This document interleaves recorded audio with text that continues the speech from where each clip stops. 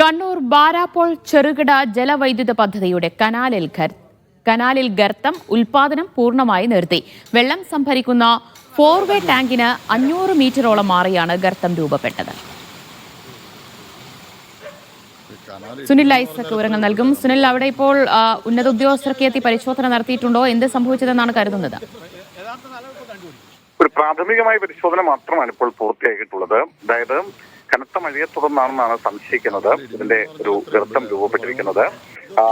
വെള്ളം സംഭരിക്കുന്ന ഫോർവേ ടാങ്കിന് ഏതാണ്ട് 500 മീറ്ററോളം മാറിയാണ് ഗർത്തം. എന്തായാലും ഈ ചെറുകിട വൈദ്യുത പദ്ധതിയുടെ ഉൽപാദനം ഇപ്പോൾ പൂർണ്ണമായും നിർത്തിയിട്ടുണ്ട്.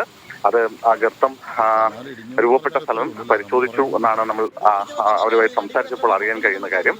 എന്തായാലും കണ്ണൂരിൽ നിന്ന് വിദഗ്ധ സംഘം അവിടെ എത്തും. അവർ പരിശോധന നടത്തും. അതിനുശേഷം മാത്രമായിരിക്കും അതിന്റെ മറ്റ് ഈ ഗർത്തം എന്തായാലും അതവിടെ റെഡിയാക്കേണ്ടതുണ്ട്. അതിനുശേഷം മാത്രമായിരിക്കും മറ്റു നടപടികളിലേക്ക് കടക്കുക. എന്തായാലും ഇന്ന് രാവിലെ ഏതാണ്ട് 9 മണിയോടുകൂടിയാണ് ഇത്തരത്തിലൊരു ഗർത്തം അവിടെ ശ്രദ്ധയിൽപ്പെടുന്നത്.